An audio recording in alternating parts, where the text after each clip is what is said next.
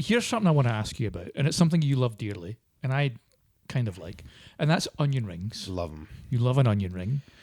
There are two types of onion rings. There's the battered ones with the mushed onion in, mostly frozen, terrible. Yeah. They're awful.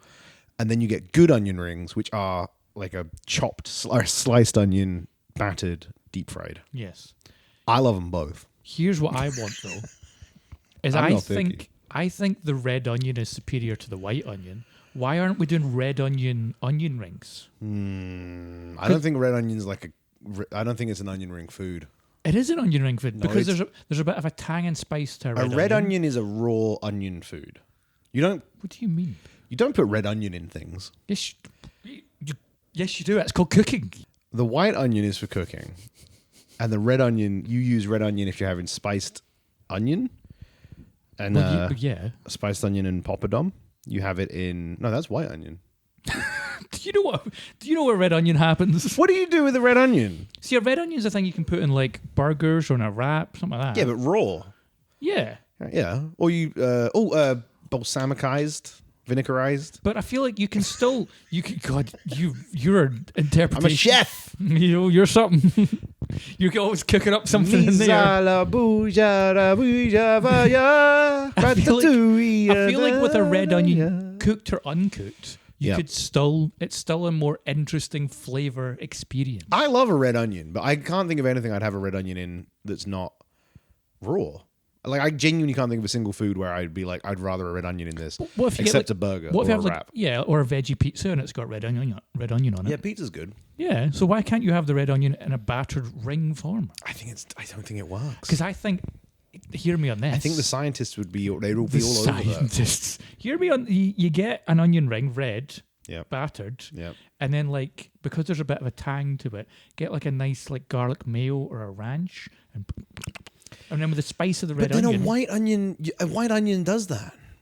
But the white onion, you're just describing an onion ring. But I feel like the white onion, it's already perfect. No, I feel like the white onion is so middling. When one day soon, the rapture will happen. The earth will split in twain.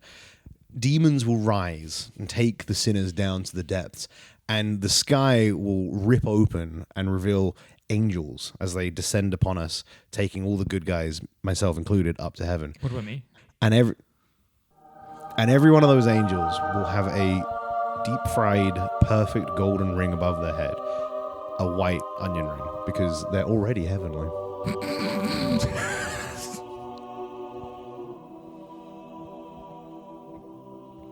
We'll just leave it there. 1, 2, 3. The meandering movie podcast, airing through your ears. Gavin brings the brains and laughs and edits through the tears. Gary's got the chaos and the taste that's razor sharp. Together they're a double act, a podcast work of art. From deep dives to wild rides, no film is left unturned. Gavin tries to keep the structure tight while Gary lets it burn. One's the calm, the other's storm. Listening if you dare. When they talk, you'll laugh so hard, you'll get for some air. The meandering movie podcast. Yeah! Do you remember the advert for Shreddies and the Hunger, little Tasmanian? He was like a little blue Tasmanian devil. I'm hungry for breakfast. And the kids would eat Shreddies, and the Shreddies would come in like a. Shreddies had a mascot. Do you not remember the Shreddies mascot? Hold on, no. You don't remember the Shreddies mascot? I remember the Sugar Puff Monster. I remember he's called the Honey Monster. I remember the Rice Krispie trio. The Snap, Crackle, and Pop. Yeah. There's the mad scientist for the chocolate. Dr. Wheatus. Yeah. Then there's the Golden Nuggets. Prospector. I don't know his name. I think it might just be the Golden Nugget Prospector. Then there's the wolf for the cookie cereal with the wolf. Weirdly, he's just called the Cookie Crisp Wolf. It's weird that some of them have got like Coco the monkey. Then there's Coco Pops the monkey, and then there's the rooster for Special K. Is that a rooster for Special K? No, Special K is the sexy lady in the shape of a K. Have we done this as a cold open before? Are we just replaying our old bits? Wait, I feel like we've done this whole bit. Yeah, have we done this whole bit? I think we once talked about what cereal mascot you would have sex with, and one of us said the Special K lady. Anyway, the Shreddies Hunger Monster. Look, he's like a little. I'm gonna. And then you have to keep... Put it up here so you can see it. And if you're listening, Google it yourself, loser. And then, suckers, come to YouTube. Go to YouTube. Mr. Hungry. And then what that is around him there is the shreddies unraveling to keep him locked up till lunch. No memory of that. In fact, look right there, frosted shreddies keeps Hunger locked up till lunch. Okay, I'm also going to have an image of that here. And once again, if you're listening... And I'm going to have an image of it here. And if you're listening, I'm going to put it in your mind's eye now. Whoop, it is. You just got it. Unless you don't know what we're talking about, in which case this whole bit's wasted on you. Unless you don't know about cereal mascots from the UK. If I went on Mastermind, I could take that as one. Did you know on Mastermind? Are we still doing cold opens? I thought we were in we're not. This is the beginning of the episode. I was like, why are we doing another cold open? No, I know. It's not. This is just a fact. This is just to help me and them We've done the cold open. This is post... Intros played. The Meandering Movie Podcast. Yeah! How good is that? Oh, great intro. Whoever came up with that.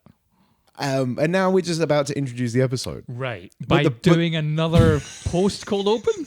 It's like the MCU's infected me. What can I say? This is the and at the end we'll do a post cold open. I mean, if we did that, we would do Spag Bowl. Spag Bowl. Spag Bowl. If anyone remembers our famous Spag Bowl bit.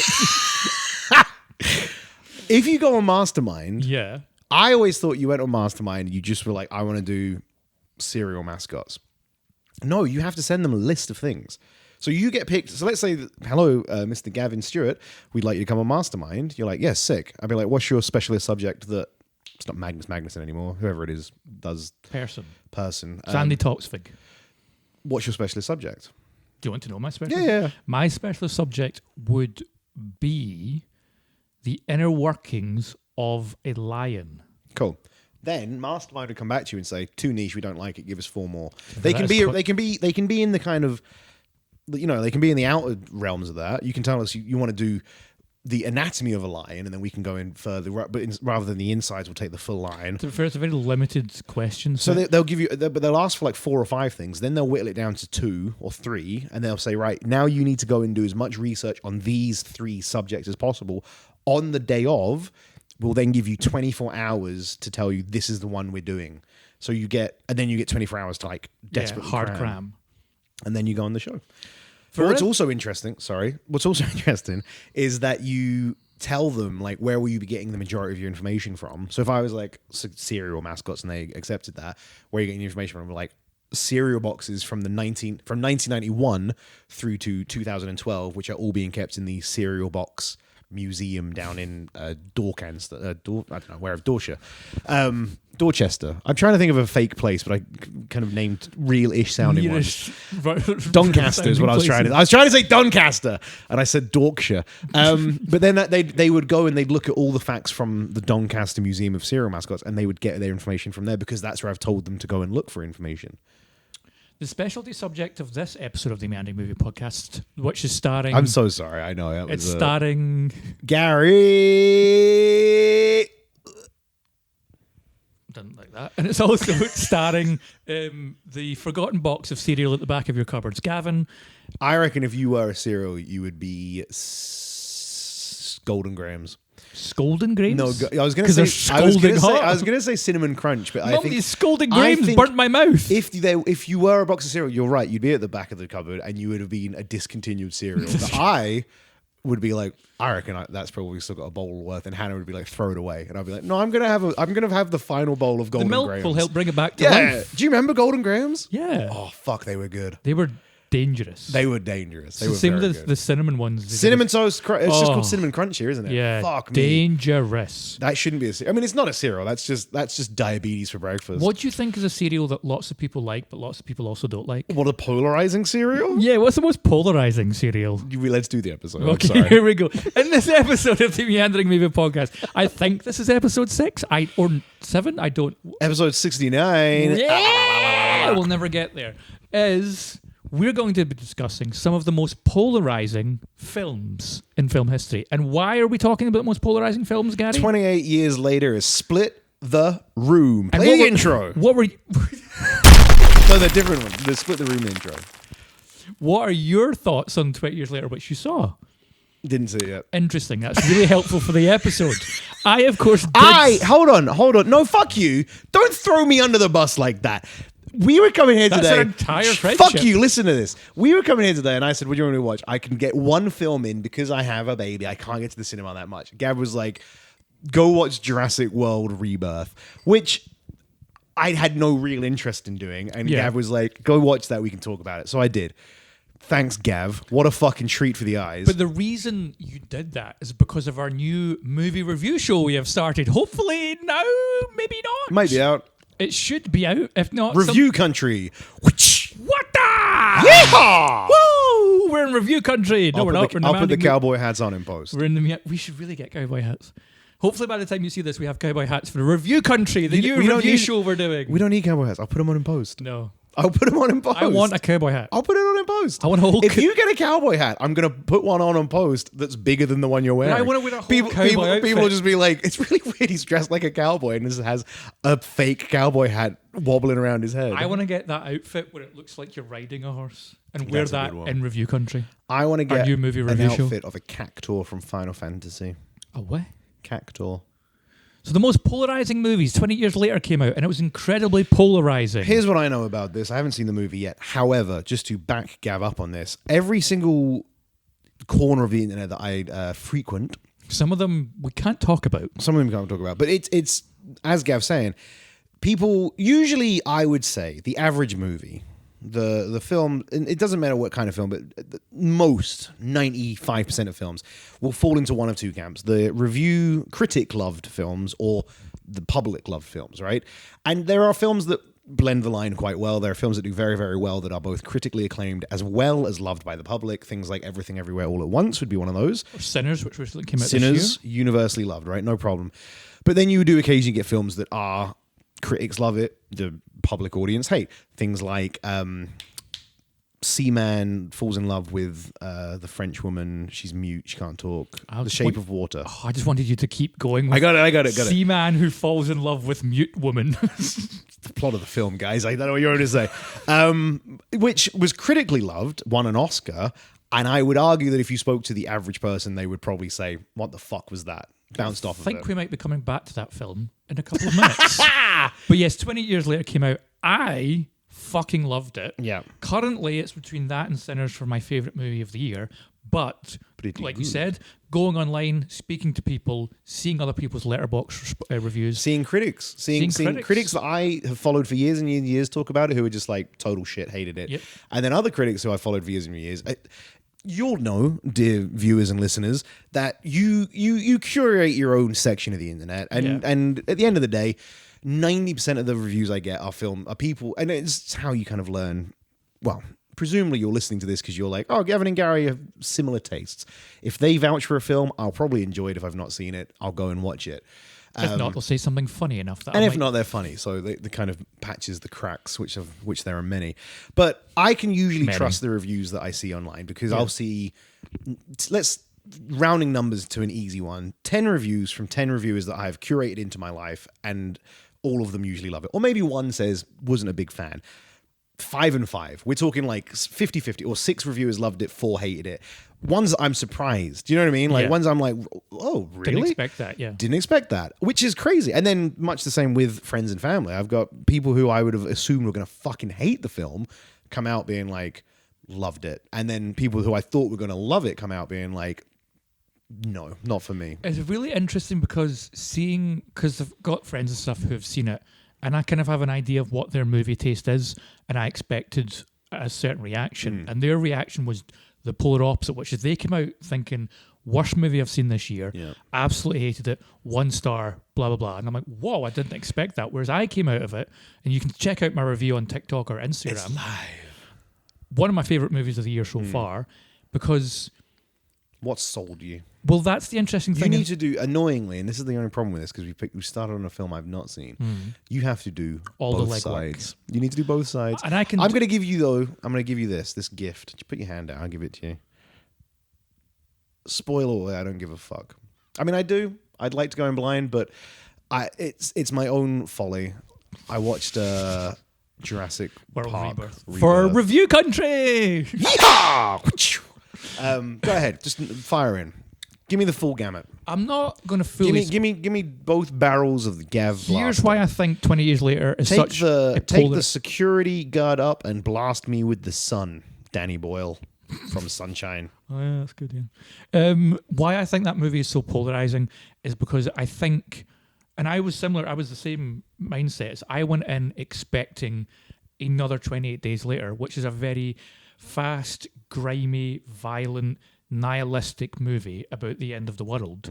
And even though they chose the positive ending for that. Usually a reflection on the society. As all zombie films are, there is a reflection on society at the time. And that movie, even though they ended it with the best possible version. There are the other versions where like it ends very... Suicide one, rapey suicide one. Yeah, exactly.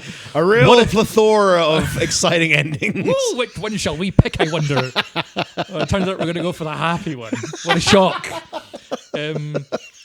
But yeah, that movie is incredibly nihilistic. And so coming into this one, especially with where the world is right now and where Alex Garland as a writer is right now, when you look at movies like Civil War or Men, I came into this movie expecting another very nihilistic, very violent, very grimy movie. Yeah. And instead, it's a movie about...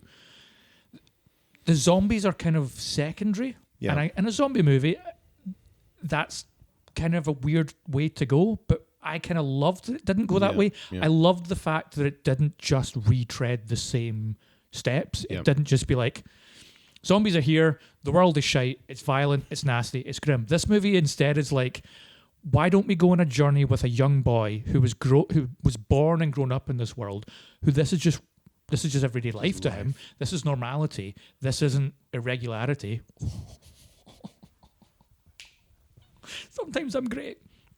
And him dealing with the situation of his mum's dying and what's that like for him in this world. So the world is secondary in a sense, and it's this boy's story about him learning who he is through the passing of his mother and the hidden violence within his father. And it's a very personal story. I didn't expect that. It's very insular. I had no idea that's what the film was about. It sounds right up my alley. And from personal aspects, the movie deals with things that in my personal life I dealt with. Yeah. And so it took me on a very emotional journey that I wasn't ready for, where by the end of it, I was close to crying. I was found it very emotional. And again, did not expect that from the movie. It punctuated by bursts of violence and zombie. Punctuated by what was the name of there's a certain zombie in it called, I've forgotten his name, but he's got the biggest willy I've ever seen in my life. Because most of the zombies are naked at this point. They don't have clothes on. And there's one, Samson. Samson's just running around with the biggest fucking whacker I've ever seen in my life. Schwanger. He could use it like a baseball bat. And so it's punctuated by those moments of like terror and violence, but it's more than that. It's about a movie about looking inward rather than like dealing with what's outward. And I think for a lot of people, they were wanting just a violent zombie film to reflect the violence of the world today. Especially if you follow the trajectory of the films. The first one, which like we can all agree the first 28 Days Later is fantastic. Game changer. Cinema masterpiece. And the first one is a guy's journey through the new apocalypse. The trajectory following it. The second one is just more of the same, if not stupider, more kind of focused on the action, a little bit schlockier. The second one's hard to pin down as what it wanted to do or be. It to me, it felt like they wanted to go the aliens route, is my take. They wanted it to be bombastic. They wanted more, you know what I mean? Like, throw more zombies, throw more rage virus, make it an entire, give me 100 rage zombies all running at it rather than 15 attacking an army encampment. That final showdown or that final set piece where they're just like gutting everything down. Yeah, it's kind of like, compared to like the first one where they're doing the same thing, but the rage infected are like far more spread out. Yeah. The tension in the first one comes from the fact they're like, oh, we're running out of bullets already, and there's only 20 of them, compared to the second one where it's like, we got fuck tons of bullets. There's just too many to, you know what I mean? Like, the first one also explores the fact that like the rage-filled zombies aren't necessarily the bad guys. It's man that's man the bad is guy. The bad guy. Whereas the second one, it's the zombies that are bad. You know what I mean? Like it's very aliens. Well, I'd say the second one's also a wee bit man's the bad guy, but it's not as well done. Yeah, I'll give you that. Now this third one is very just a like complete rip in the a transcendental, like inward-looking, dream-like experience by the end about what it means to be alive and how death isn't the end, it's the start to something new. It's like it's so weird the route it takes. Sounds cool. And I loved it for that. But if you go in wanting violent, nasty, yucky zombie movie, you are in no way going to get that. Yeah. And I guess that can be a very like and that's what people wanted. Whiplash moment, not the movie, but the experience of like, this isn't what I expected or wanted, and you kind of reject it. And I understand that, and I don't bemoan people who don't like this movie, because if you want something and you don't get it, I mean, that's what happens to us all the time. That's my entire life. We're always wanting films to be better. I got one. But yeah, bouncing off of that, we want to now explore other polarizing movies and why they were polarizing, and try to understand why they were polarizing. And Gary's going to hit us first with Isle of Dogs. Isle of Dogs. So this isn't necessarily polarizing. I think if you know what this film is, you're going into it. It was off the back of Fantastic Mr. Fox, so it's a stop motion Wes Anderson movie about. So this is what came out. So the Fantastic Mr. Fox, Grand Budapest Hotel, and then Isle of Dogs. And if I'm wrong, I'll probably put it in the edit. This one's not polarizing in the clear sense that we've just talked about. Critically loved, surprisingly loved by audiences. Again, I think it's a bit more adult than some. I think a lot of people maybe took their kids to it because it's an animation and thought it was just going to be a kind of goofy dogs on an island thing, and it's maybe not because it's Wes Anderson. It's got that elevation to it. However, also there's a lot of subtitles in it as well, which can, a lot of subtitles. You know, some audience members are just words. On paper, Gary Copeland Boyd's cup of tea. Yeah, should have been me all over it. I came out of that film, and if I go and see a film with people and we come out, I never like to be the one that rag on a film. If I just didn't enjoy it because I think it was garbage. Venom is a prime example of this. We came out of Venom, and I was just like, that was a steaming pile of shit. And I remember my friend saying to me, like, halfway through Venom, actually, he was like, "You enjoying this?" And I was like, "Yeah, why?" And he was like, "Because you're not laughing." And I was like, "Yeah."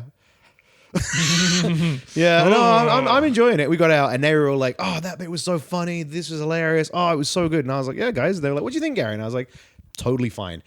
Didn't have it in me to just be like, you don't want to steal it from them. I don't want to be like, "Oh, you guys enjoyed that absolute fucking C-list of a film.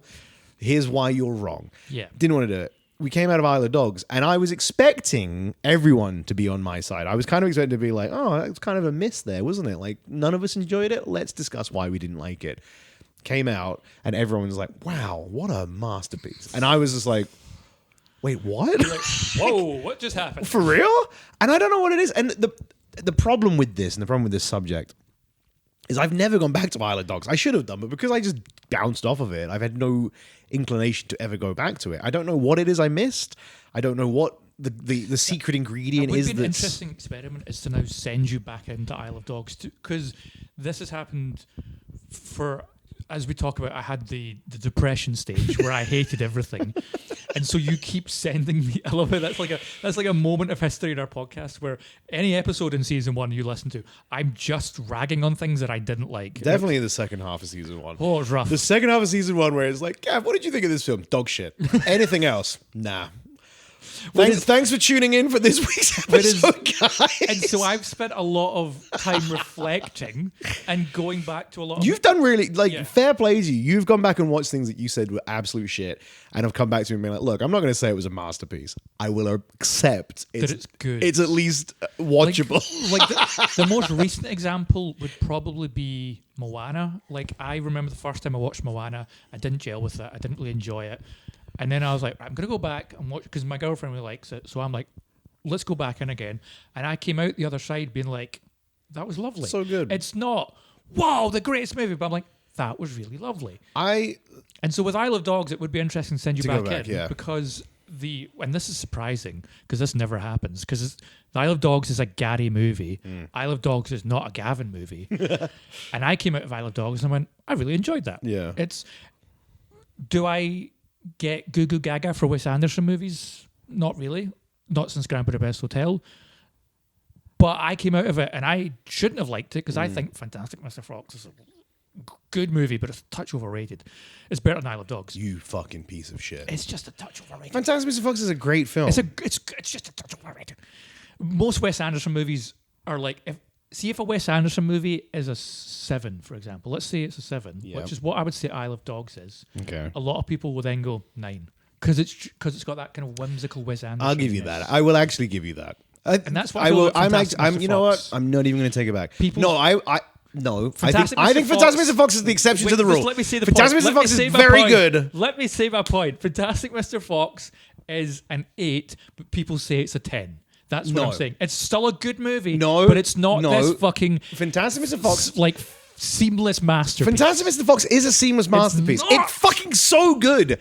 Fantastic Mr. Fox is a really good film. It's so good. It's so good. Ignoring the Wes Anderson of it, it looks fantastic. The script is tight. When I did that there. Good. The script is tight. The comedy is good. The voice cast is fantastic. It does have that Wes Anderson weirdness to it, but all of it comes together in this storybook plateau that's just a joy to watch start to finish. I will agree with you on the other Wes Anderson films. Everything else, I'm with you. Now that you've explained it, I'm with you. Actually, I agree that I think everything else Wes Anderson. I'm like, people they puff them up. Yeah, they automatically give an extra mark. Fantastic Mr. Fox, I fucking love him. I love Fantastic. I would say 9 out of 10, but just clean. No puffing up. I just think it's a 9 out of 10 film. I love Fantastic Mr. Fox. So yeah, with Isle of Dogs, we got hey, what a polarizing film! We got a bit out there. And who knew that Fantastic Mr. Fox would be the polarizing? It's such a good film. I've had so many people that I try and talk to. It's a good film. Hannah refuses to watch it with me because she hates the animation style, and I'm like, I love the animation. I love the animation style, but I do get it. I get why people are like, oh, it doesn't look like. Dave's the same. Old Caboose is like, I don't want to watch that. Stop motion animation. It looks rank any day over anything these days. I'm 100% with you, but I think the problem people have with Fantastic Mr. Fox is that it's so if you think of stop motion animation, if you take a single frame, if you take 5 frames of Nightmare Before Christmas, for example, Jack Skellington goes 1, 2, 3, 4, 5, done. Lego Movie 1, 2, 3, 4, 5, it just moves, and you maybe skip a frame in Lego Movie, whatever, but it looks clean. Yes, Fantastic Mr. Fox in between every frame is wriggling. It's like that. It's like the matting of the fur. The way the fur was. Everything's always constantly in motion. So every frame, even if he's not moving, he's just standing still. All 5 of the frames of Fantastic Mr. Fox will have his hair in a different position. Yeah, and people fucking hate that. Yeah, they get a bit irate about it. I love it. I think it's great. I personally love it because for me, it shows that there's something physically tactile about it that I really like. Whereas so much animation now, whether it's stop motion, like the chicken runs and the Wallace and Grommets, or if it's animated like your Elio that just came out that no one saw, is it's too clean and everything looks very when you brush some airbrushed, cleaned, seamless. Whereas I want a bit of physical tat to it. So in the Lego Movie, you know the thumbprints digitally added. See, I hate that. None of it. I thought Lego Movie was stop motion animation with CGI backgrounds. Yeah. Whole thing's made CGI. The whole of the Lego Movie. That's why I don't like any Lego movie. I couldn't believe it though. But I was like, I genuinely thought the first one was a blend, but it's not. The whole thing's animated. They've digitally added thumbprints and degradation to the bricks to make it feel real. Just do it real. I know it's more expensive than they can. I mean, fair play though, because Lego Movie looks fucking great. I mean, we can't really talk about Lego Movie because it's not polarizing. It's not polarizing. Next polarizing film. Because I think it's shit, but it's not polarizing is the problem. Maybe I should go back and rewatch it. Who knows? The first one's great. After that, Lego Batman's actually also let's very just good. quickly try to understand why did Isle of Dogs... Yes, sorry. Why did I bounce off? Annoyingly, I can't pinpoint it. I remember sitting in the film watching it, and I remember thinking, they find the Japanese boy in a Dog Island. Dog Island, which is a scrap heap floating in the middle of the ocean. I don't know. Even thinking about it now, I'm still even thinking back to it now. I'm trying to be like, what was it I didn't like? And it's just the core concept is making my brain go. Yeah. Do you think it's if you look at Fantastic Mr. Fox, the story and the roundedness of that is very easy to get into? It's easy to get into, and it's a heist film. And it's a heist film. You know I love a heist film. We love a wee heist film here in the Meandering Movie Podcast. Ocean's 11 is one of the greatest movies ever made. Love a heist. It's very easy to get into. Whereas Isle of Dogs, there's a lot of a learning curve to it. There's a real big buy-in within the first 5 minutes of the film, which is here's everything you have to know. Yeah. And unlike Jurassic Park, which we've just spoken about, I know, but unlike it, where you've had 7 films build up to it, it's just into the deep end. There is a lot it for it never to set up and explain. I know a lot of films do that. Total Recall does that. Blade Runner did that. Like, all these films do it. But I just never quite bought it with Isle of Dogs. It put it all out for me to absorb, and I just kind of went, And then the dogs can talk to each other, but I don't know. I honestly don't know what it is. Great voice cast. Bryan Cranston. Great voice cast.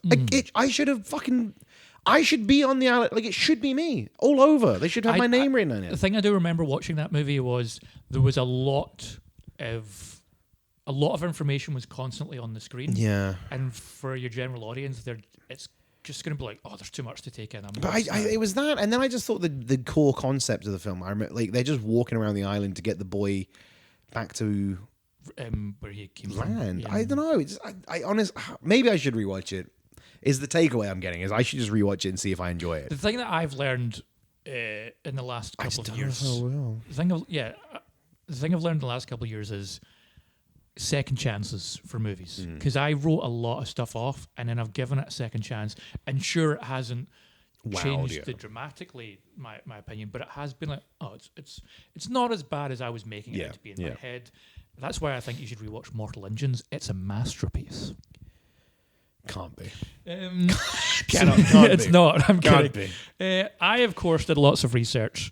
I've got a whole notebook. Movies. Hear it? That's the sound of physicality. So I wrote down. Are we going down the list too? We don't have to go down the list. I can just pick ones off. Go for it. And I'm going to randomly just choose. Let's go big and broad to start off with. The Dark Knight Rises. Was that polarizing? Yeah, it was incredibly polarizing. I thought people just generally liked all 3 of those films. No, I think people like the first 2, and then everyone's always like people either rank it the lowest in terms of Nolan's movies / Batman movies, or other people like, oh, I thought it was great, and they rank it higher. How did you come out of the Dark? Because obviously the Dark Knight Rises was coming off the biggest, like... Everyone wanted Ledger back. Everybody wanted a return of the Joker. How are they going to deal with it? They just didn't. They're just like, he's dead, so we're just going to respect it, which was fine. I mean, I liked it. I don't have enough time to rewatch films. What would have been great for this episode is if you'd sent me a list and I could have watched everything and given you my updated thoughts. But that's a lot of films on that list. We don't have time. My memory, though, I like Batman Begins. I think to my memory, Batman Begins is my least favorite of the 3. Oh, okay. Rises is in the middle and Returns is obviously at the top. There is no Returns. There's Begins. Just the Dark Knight. There's Begins, Night, and Rises. The naming convention for these movies was bad. The Dark Knight. The Dark Knight is the best one. Like to call but it. Like that's. Batman. Because now that I'm thinking about it, the names are so fucking stupid. It's a really hard series. It's a hard list of films to keep together. Begins. Batman. They might as well just went. Begins. Batman does his first Batman. Just call it Batman 1. But you can't call it Batman 1 because Batman Year 1 is a comic run. If they ever do the film, Batman Year 1, then they'll have, you know what I mean? Well, Batman Forever. Darren Aronofsky was going to do Batman, it. But technically Matt Reeves is like Batman Year 1. Returns, Batman. What was the other? There's no Batman. There is a Batman Returns. Not in movies. Yes, there is. Is there? Batman Again? What are the Keaton Batmans? Is it the Batman Returns? I think the second one's called Batman Returns. That's such a stupid name. And then there's Batman Forever and Batman... Fuck, what's the 4th one called? Batman and Robin. Batman and Robin. Here's what we're realizing is the naming conventions for Batman movies are fucking stupid. Which one's Batman Forever? That's the one with the Riddler Val Kilmer? and Two-Face. I thought that was Batman and Robin. No, because that's the one with Batman and Robin and Mr. Freeze. Which is... Your brain has just shattered it. I'm like... I think I've genuinely blended those 2 films perfectly because I'm like... Because I always think one of them has too many villains. Both of them. Okay, that's my problem then. I can't differentiate because Batman between Forever has Riddler, Two-Face, Uma Thurman, Poison Ivy. No, she's not in that one. She's in the other one with Mr. Freeze and Bane. Ivy. And Bane. Yeah. Freeze, Ivy, and Bane. Yeah. And Riddler and Two-Face. Yeah. And Catwoman.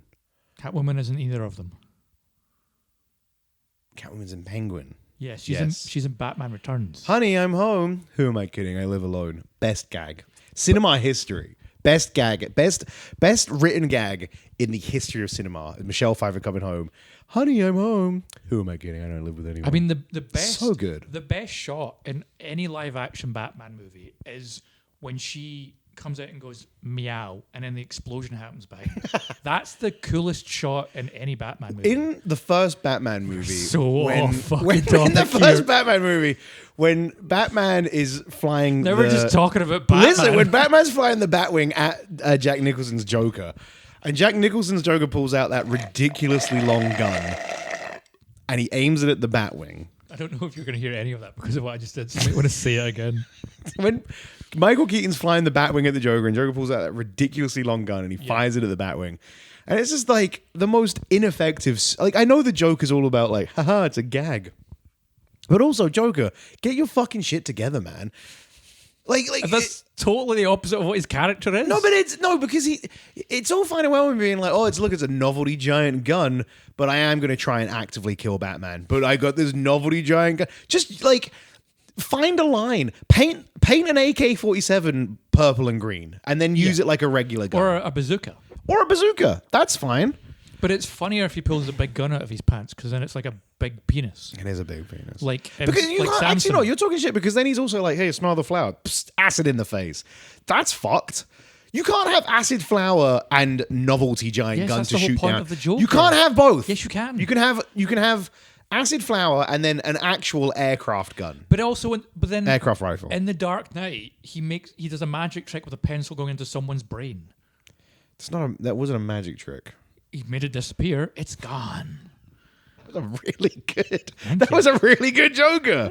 Dark Knight Rises. Dark Knight Rises. The reason... The Meandering Movie Podcast. Yeah. Dark Knight Rises. I liked it. I think it's in the middle for me. It goes begins, rises, that's in the Dark middle Knight. for you. I think I liked it. I like the dark. Obviously, the second one's the best one. Yeah. No, there's no denying that. But I think because it just followed on. Yeah, I would have liked more Joker. I understand why it couldn't happen, but it feels like there's a proper villain. Does it? Batman Begins. I feel like there's more of a villain than Batman Begins. Well, no, because it has a villain and then it gets rid of the villain to reveal a different villain who's a worse villain. Yeah, Talia al Ghul. But she doesn't become a villain until the last 5 minutes. But then that's the same. So then it's the same bullshit as the first set up one. An entire other villain. To Batman Begins is all Ra's al Ghul until he gets replaced by that Chinese fella on the train at the end. No. What do you mean no? You've done it the wrong way around. Ra's al Ghul's like an Asian man for the whole movie, and then Liam Neeson reveals himself to actually be Ra's al Ghul. Ra's al Ghul. Ra's al Ghul. Yeah, and then he's on the train at the end. Yeah, but you said the Asian man was on the train. Yeah, he leaves him on the train at the end. Yeah, but he leaves Liam Neeson, not an Asian man. The Asian man dies. Oh, yeah, you're right. No, yeah, you're right. I think it's Ken Watanabe. Yeah, it's Ken Watanabe. He dies in the temple, and he's like, "Oh, cool, I've killed Ra's al Ghul." And yeah, no, it's not. It's Liam Neeson. I was actually Ra's al Ghul because whitewashing. They should have brought Ra's al Ghul back. I agree. Well, they technically did in a dream sequence. Yeah. But see, I think the issue for Dark Knight Rises is and why it's so polarizing for people is one, it's following up what is considered one of the best comic book movies of all time. If you disagree or you agree, let us know in the comments. I think it's pretty good. But Dark Knight Rises, I think, from a plot standpoint, it's kind of similar to what we talked about in Review Country, where we reviewed Jurassic World Rebirth. Is intelligence dissonance, which is the choices that the characters make is stupid. And then I think for people it took them out of the movie because then Batman is supposed to be a very smart kind of he's the smartest person alive. He's the greatest detective. World's greatest detective. World's greatest detective. But then the choices that are being made by anyone, including Batman in the movie, just feel stupid. Yeah. And the idea that like Bane's entire operation is underground and no one can find it, and it happens to also be underground under Bruce Wayne's entire armory, and then all the cops stay in their uniforms underground for like 2-3 months, and then they come out of the sewers and just start fighting, and they're clean, nice look. Like there's just so much disconnect from reality that I think for a lot of people, they couldn't get into it because you can't set your movie as grounded and realistic, but then not play it grounded and realistic, and then say, "Oh, but it's a comic book movie." It's like, well, you have to pick. Especially after the second one, which felt like it blended the line perfectly. It's a comic book film, but it feels like it's set in a real, living, breathing world. You got to pick your lane in that sense. I think the biggest problem with Batman, and it's why Nolan's universe was doomed to implode at some point. Oh yeah, it was. Yeah. Is because Batman is a comic book character. So it's all fine and well being like, right, we're going to do Batman and Ra's al Ghul, which is like a shadowy ninja organization. Then we're going to do the Joker. And at the end of the day, we can get away with it because the Joker is just a guy with mental issues who loves clowns. And then we're going to do, I guess we'll follow up with the same shadowy organization and a guy that's very strong. But we'll kind of skate over the fact that comic book accuracy means he's injected with a toxin called venom, which makes him gigantic. Cool. What's the next one? If we were going to theoretically do a fourth Nolan film, who's the next character? We're now into wacky territory. Yeah. like they're pretty much the only ones you can get away with. Crane, like the Scarecrow, you can get behind. It's like a fear toxin. It just makes you scared of shit. After that, you got maybe Penguin, but he's just a crime lord. Riddler, you could have done, but again, they're all just Matt wacky. Reeves did Riddler well. The problem was everyone kept saying, I want to see Nolan do Mr. Freeze. And I'm like, you think you want it, and then he'll do it, and it'll be stupid, and you'll be like, because it'll just be a guy with a freeze ray. With a freeze tank on his back. Like you just can't get past the fact that Mr. Freeze is a guy who's trapped in a cryo suit who has to be kept at minus 10 degrees or he will die with a freeze ray. Like trying to get Nolan's universe to a point like that, it just wouldn't have worked. And people if you give anyone a weapon and it has Ray in the name, you've instantly lost all credence of a realistic universe. Like Everybody Loves Raymond. Completely unrealistic. Just fell apart for me personally. Next movie. We're going to let you pick the next movie off the list. Oh, he's never been given choice before. Bus. Let's not do Bus. All right. Because Bus is Batman v Superman. We don't want to. Oh, let's do Twilight.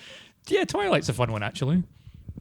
Incredibly polarizing movies because... What are your thoughts on Twilight? Are we talking all of them, or are we just talking Twilight numero uno? I think Twilight in general, because Twilight was such a box office juggernaut, and it was such a cultural juggernaut, where I'd never read the books, I didn't know anything about it, I didn't watch the movies when they came out in cinema, but I knew everything about Twilight because it was just a cultural stepping stone. I'm also in the exact same boat until I rewatched them. Until I watched them for the first time with Hannah when we were in the infancy of our relationship. Had never actually sat through. I think I'd watched Twilight 1 in segments, and then I weirdly had gone to the cinema for Twilight 4 or Twilight 3. Random. You know what I mean? And then I hadn't seen the one after that nor the ones before it. Like, I was dating a girl who wanted to go see it. Yeah, I'd seen clips.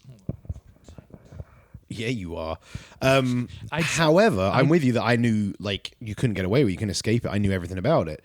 Were you team Jacob or team Edward? Couldn't have given all a that fuck. stuff. Didn't give a shit. But I knew it was a thing. And it was, like, all over TV, all over the internet. It was everywhere. Vampire fever. But... Did you know the Count from Sesame Street isn't a vampire? Speaking of vampires, Twilight vampires. I'm on track, relatively. Are you on track? The Count from Sesame Street is not a vampire. Are you on track? He's vampire-like. What does that mean? Yeah, exactly. So the official style guide of the Muppets. Oh, right. I thought you were going to talk about like a magazine or something. No, the official style. So, you know, like if you have a wide universe, like if me and Gav got the reins to make a Muppets TV show, the Walt Disney Company, that'd be a terrible idea. Knocked down from the Jim Henson Company, would send us like, right, here is the style guide for the Muppets. So, and one rule I know of, without a doubt, is you can't ever call the Muppets puppets. They are Muppets. If they're referred to by human characters, they're referred to as the Muppets. If they're referred to themselves, they're Muppets. They never call themselves puppets. They would have various things like if you're going to see Kermit standing, he has to be, Kermit is 3 feet. He can only lift things that weigh as much as a loaf of bread. Like it's just all these rules for every character to make the universe hold itself up. And it's just it's 40 years of seeing these characters in TV and in films that they need to have it. They need to have a document somewhere. Anyway, the official style guide for Sesame Street refers to the Count, the vampire who loves counting, as being vampire-like. Okay. He has vampire-like qualities, but at no point does the style guide refer to him as a actual blood-sucking So is he vampire. just a man in dress-up? Well, he can also turn into a bat. When he's turned into a bat, he's the Count's head with bat wings, but he's still within the... Effectively what it is, like, within the realms of the Muppet Society, there's no such thing as a vampire. Right, But there's a guy that looks very much like... he has all the qualities of a vampire. He's all the qualities of a vampire. I love how you've just set out... The Muppets has all these rules, but some of the time the rules mean fuck all. No, but it's consistent. So he's not a vampire. You'll never see him sucking blood. You'll never see him using telekinesis.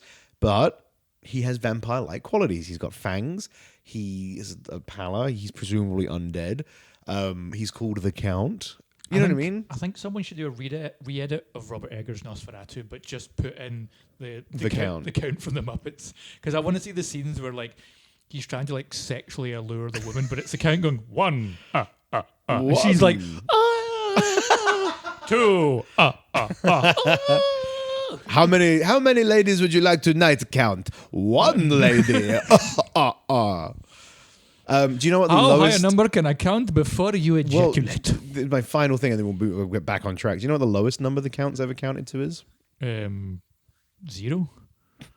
So he's never gone below 0? He's never gone below, but there's an episode where he came and he's like, today's episode is 0. So no because there's nothing to So he's not going to teach kids about less than 0? Kids don't need to know about negative numbers. You can't teach your kid what having negative 1 apple is. That would blow a baby's mind. Well, yeah, don't teach babies about negativity. Who do you think's watching Sesame Street, fuckface? You, apparently. Twilight. Biggest baby of them all. Twilight. So yeah, Twilight. As I was saying before, I was rudely interrupted about the fucking mechanics of a Muppet. Twilight was everywhere. It was unavoidable. Even people who didn't watch it knew everything about it. Mm-hmm. But it was perhaps one of the most reviled franchises at the time. At the same time. That's the thing. It was absolutely loved, but the vocalness about the negativity was as loud, if not louder. Even Edward Cullen, Robert Pattinson was just like doing the press tour. Even the actors in the movie. What do you think of the latest film? The one that stands out in my mind is when because he just famously hated it, and they asked him, "What do you think of the new film?" And I remember seeing the interview where he's just derisively ripping the piss out of it. He's like, "Oh, in this one, what's her name? Isabella Swan gets pregnant and like gets pregnant with a vampire baby. And what do these vampires do?" This is me pretending to be Robert Pattinson on the press tour. What do the vampires do? These vampires that have been around for thousands of years. Google, what is a vampire baby?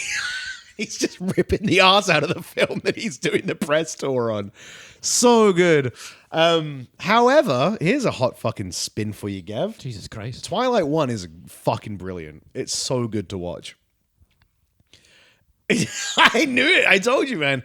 Twilight 1. Did you hit me in the head? Twilight 1. I feel lightheaded. It's like... It's got all the staples of a like cult classic shithole bad film. And because of that, upon rewatches as a full-grown adult, of all the 5 of them that there are, Twilight 1 was the only one that I was like, I could put that back on. Like, spin it up, I would happily watch that one more time. Because it's terrible, but it's good terrible. It's in the realms of like so bad.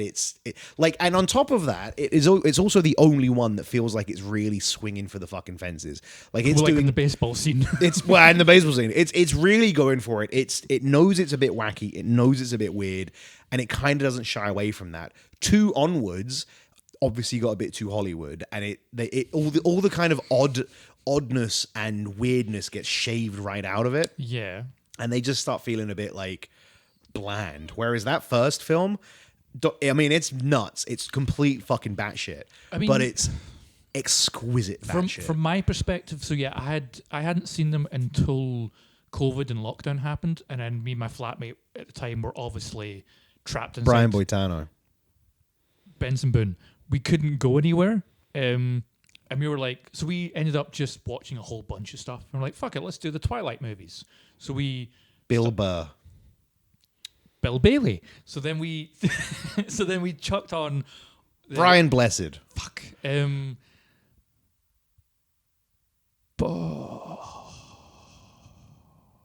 Bob Bobenkirk. I win. Carry on. Yeah, that's your one. Bobbert Bappington. Bob Foskins. That one kind of works as well because it's a H. Bob Oskins. Beavan Bagal. See, we watched all the Twilight movies, and watching them together, like, it was a lot of fun. Yeah. But that's because we weren't laughing with the film, we were laughing at the film. Mm-hmm. And so we have so many fond memories of watching that first one and like the jokes that would come from it. Like we have this long running joke about Claire de Lune, and so when he started playing Claire de Lune, we were losing our fucking minds. The joke that we had to pause the movie because we were just in a silly lockdown headed mood. Is anytime there's Edward is in a Volvo, he's fucking going for it in the Volvo. And there's just a scene where he comes like careening around the corner because I think he's going to go and try and save Bella or something. And my flatmate just turned to me and just went, he really guns it in the Volvo, didn't he? And just, when you say it now, it's not funny. But in the moment, it was so funny. So now anytime there's a Volvo thing happening, we just say that. And so I have fond memories of Twilight in that regard. But yes, you are right. As they went on, they became less of that. They were trying to be something. The one with Michael Sheen in it. The last two? I think it was the last two. But Michael Sheen, it's like Michael Sheen watched the first Twilight and was like, that's the film I want to be in. Yes. And by that point, they were like, no. We're trying to make this like cool and serious. And we want it to be like drama. Yeah, we really want it to really kind of sing and really like, we want it to feel like a real piece of cinema. And Michael Sheen was like, no, I watched Twilight 1. That's the film I'm being in. And what... Sorry, what was that? No, could you be less weird? Fuck off. Abso-fucking-lutely not. I'm going to be more weird. I'm going to be the weirdest I possibly can. I'm going to go full Michael Sheen. Full Michael Sheen. And thank fuck for it, because he brings some character back to it. Right, moving on. I like Twilight. I agree they're polarizing. I mean, boys hated it. Girls loved it. I was going to say the reason I think they were polarizing is because it was the thing to hate. Yeah. I mean, I was the age...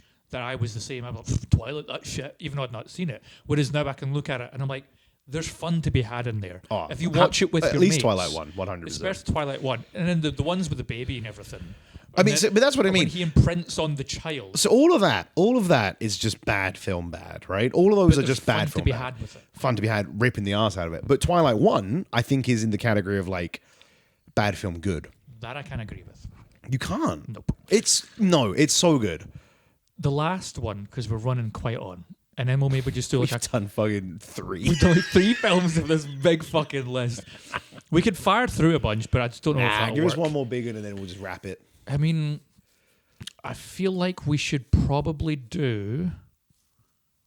I want to try and explore Forrest Gump. Universally beloved film. What are you talking about? Okay, we won't try Forrest Gump. It's not polarizing in the slightest.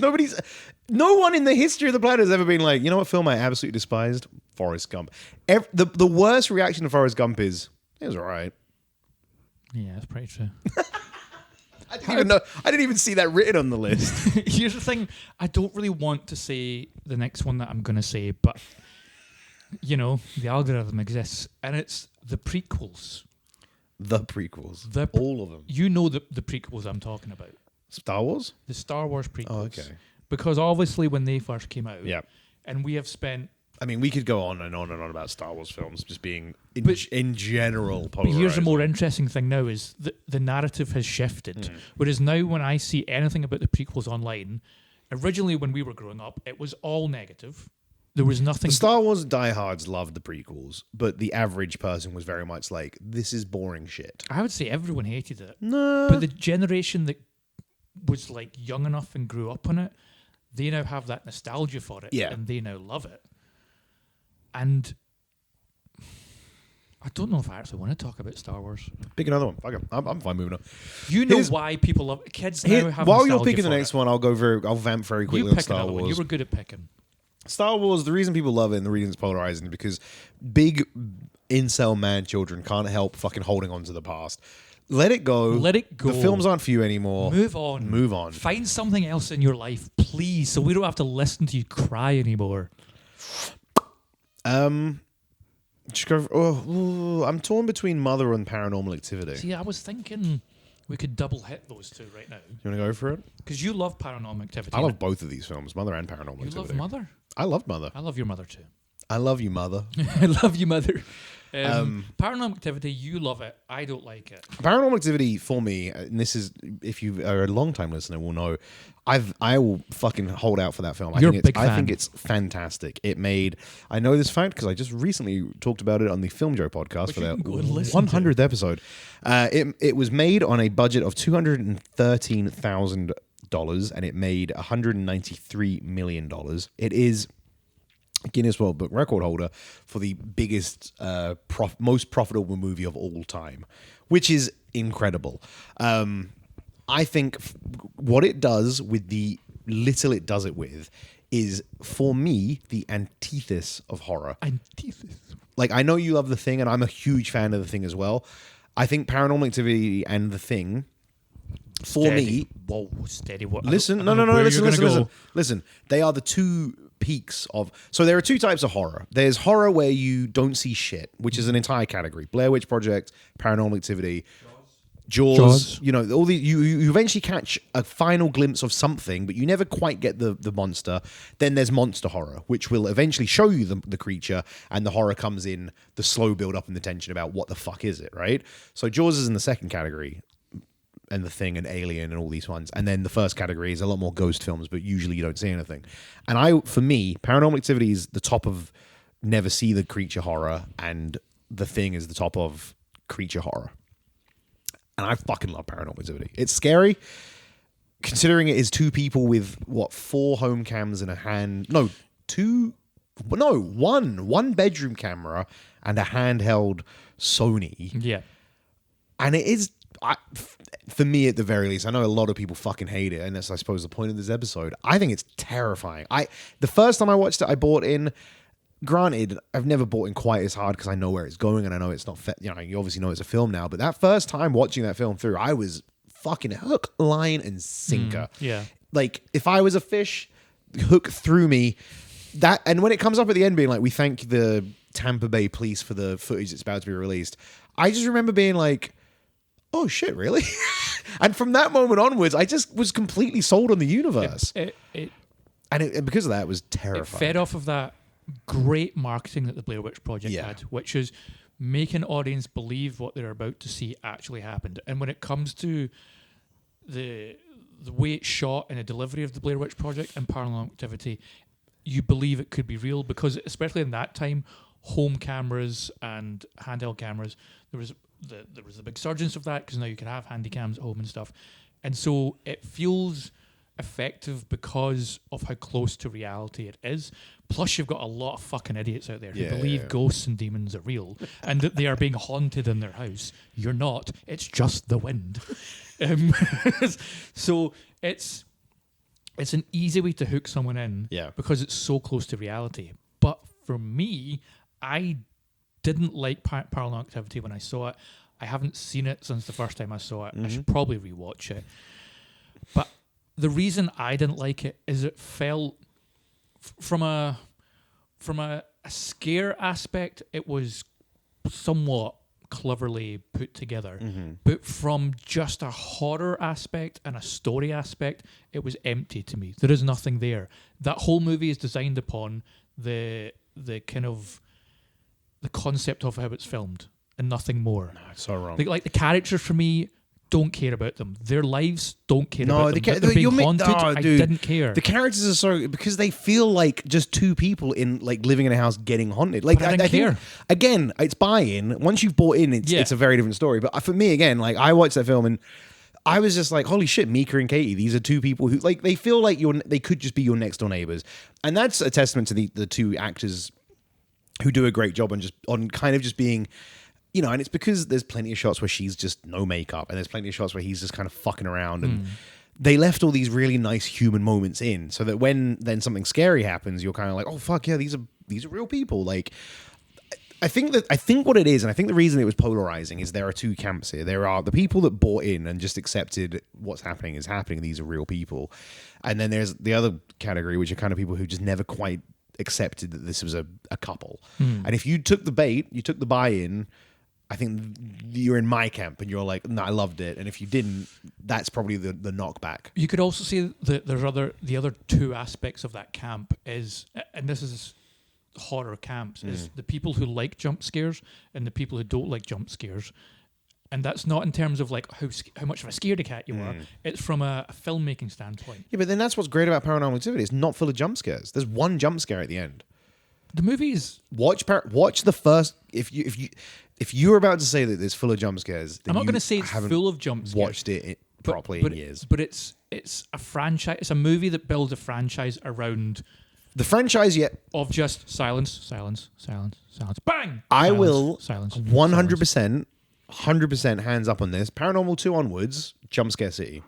To a the first one, debilitating degree. It's a ridiculous amount. But the first one, you're misremembering it. The first one is, don't get me wrong, there is the occasional silence, bang, as the chandelier, and then it's Mika and Kate going. The door closes. But no, it's so good though. The first one is so good. You're misremembering.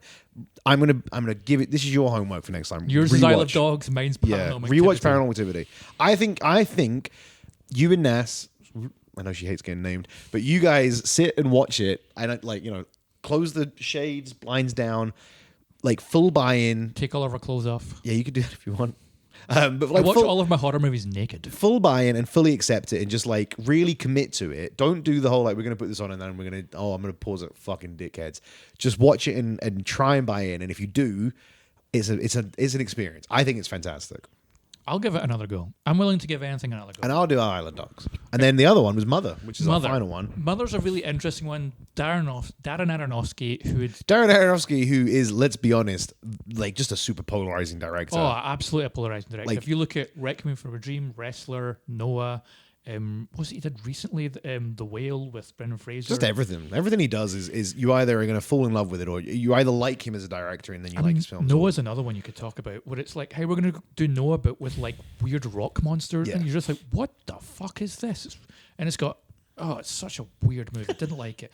Mother was one, I liked Mother, but it was too on the nose. It's so on the nose with this message. Like, and it's really funny you say that because I watched it and it wasn't the halfway mark, but I think maybe at the kind of beginning of the third act, I went, that was Cain and Abel, and she's Mother Earth, and that's God, I guess, and like humanity comes and I get it. And I once I clicked, I was kind of like, okay.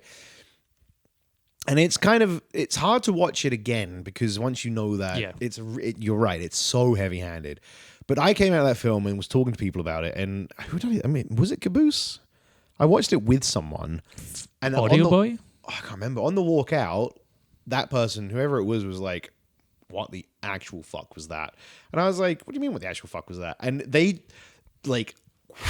right over them. Yeah, there's a lot of people that the movie passed them right by, which I can get because you go and expect, because the trailers set it up as haunted house. Yeah. And I went in expecting haunted house, and then it becomes this kind of biblical allegory for the world and humanity and the Bible and Jesus. It's like a soft, not even soft. It's like a weird retelling of the Bible, effectively, but from Mother Earth's perspective. Yes. And the house being like, it's such an interesting concept that if you elevator pitch it to someone, you're like, that's really quite interesting. It's such an interesting approach. The problem is Darren Aronofsky's approach was so unbelievably heavy-handed that even as someone who liked the movie, it felt like it was trying to make me not. It's like a stimulus like overload because especially by the end, especially the third act, and the bit that always stands out to me, and I think the reason it ends up being as polarizing as it is eventually she gives birth to the baby, and then a bunch of people break in and they snap the baby's neck. Yeah, and it's a shocking moment. Yes. I remember being in the cinema, kind of being like, "What the fuck's happening?" Yeah, oh my god! Snap kind of echoes around, and the it's cinema. Loud, it's echoed, and everyone was quiet, and I was like, "Holy fuck! What on earth just happened?" And she's wailing. And it just kind of, from that, it just keeps going up until the end of the film. It doesn't stop from that point onwards. But I can fully appreciate that from the human psyche level. If you've been watching that film and you were kind of on the fence, that the average person would have kind of been on the fence, maybe like, am I enjoying this? It's a bit weird.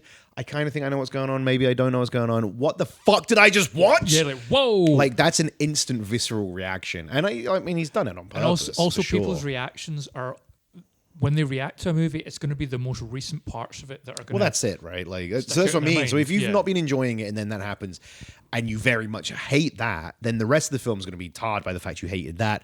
Plus, you didn't really enjoy the first half. You're just going to be like, fucking Darren Aronofsky I just watched a baby get his neck snapped. What the fuck? Yeah. Like, you're not going to enjoy that. I get it. But I was like, I love the film. I think it was very, very good. Very interesting.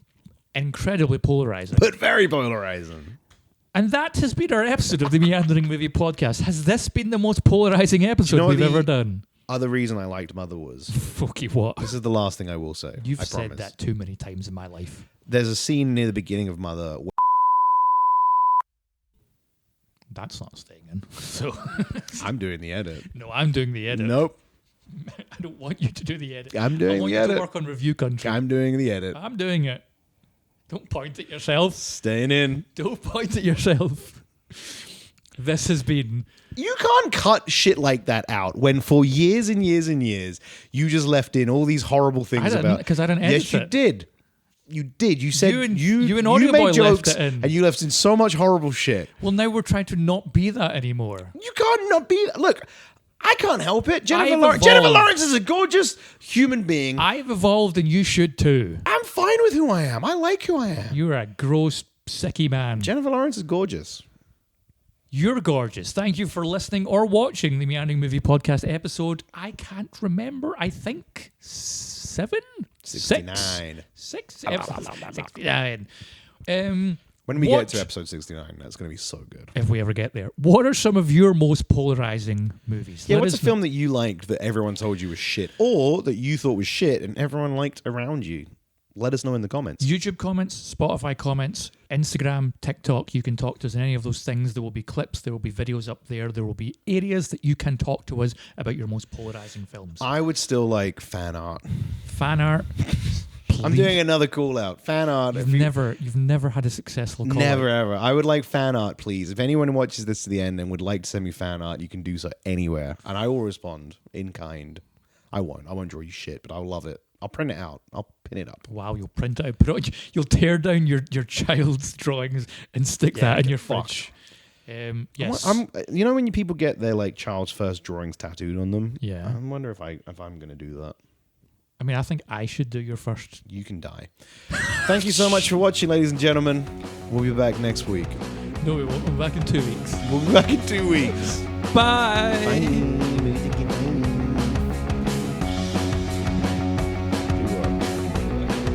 I'll be back next week.